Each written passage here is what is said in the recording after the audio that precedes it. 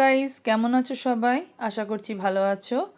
আর আজকে আমি যাচ্ছি সিটি সেন্টারে মেট্রো ধরে আমার মায়ের বাড়িতে ফিরে যাচ্ছি, আমার শ্বশুর বাড়ি থেকে। তো দেখো, আমি এই এসকালেটর ধরে সোজা প্রবেশ করেছি সিটি সেন্টার মেট্রোতে। আর এই হচ্ছে metro station, city centre metro station. টিকিটও কেটে নিয়েছি, 30 টাকা টিকিট। সেন্টার থেকে হাওড়া ময়দান অবধি টিকিটের দাম হচ্ছে 30 টাকা।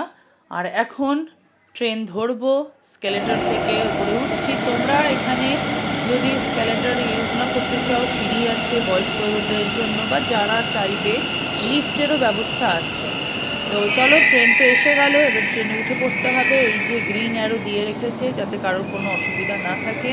তো এই দেখো কি সুন্দর, একদম বিদেশের মতন ব্যবস্থা।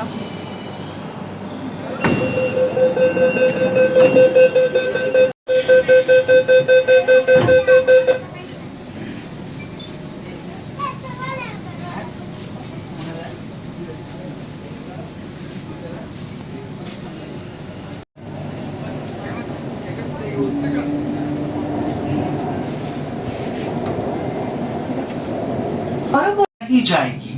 दरवाजे दाईं ओर खुलेंगे। कृपया गाड़ी और प्लेटफॉर्म के बीच की दूरी का ध्यान रखें। कोलकाता मेट्रो में यात्रा करने के लिए धन्यवाद। कृपया। এবার আমি আমার গন্তব্যস্থলে পৌঁছে গেলাম আর চলে এসেছি হাওড়া ময়দান। হাওড়া ময়দান হচ্ছে লাস্ট স্টপেজ। সবাই মিলে নেমে পড়লাম ট্রেন থেকে। এবারে দেখো, এই যে হাওড়া ময়দান স্টেশন, আর ভিড় দেখেছো কত লোকের ভিড়।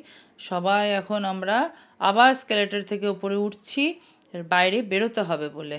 তো বেশ সুন্দর ব্যবস্থা, বেশ ঝাঁ চকচকে স্টেশনটা, আমার তো বেশ ভালো লাগছে।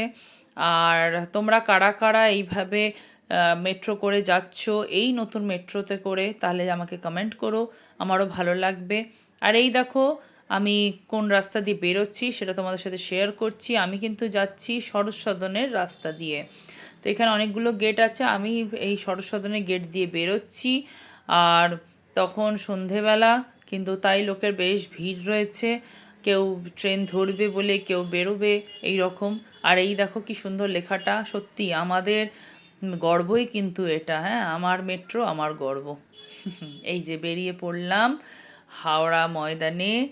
আর চারপাশটা চলো তোমাদের সাথে শেয়ার করছি, ভালো করে ঘুরিয়ে দেখাচ্ছি। যেই বেরোচ্ছি এই রাস্তা দিয়ে সোজা কিন্তু সামনেই রয়েছে শপিং মল, আর চারিদিকে দোকান আছে।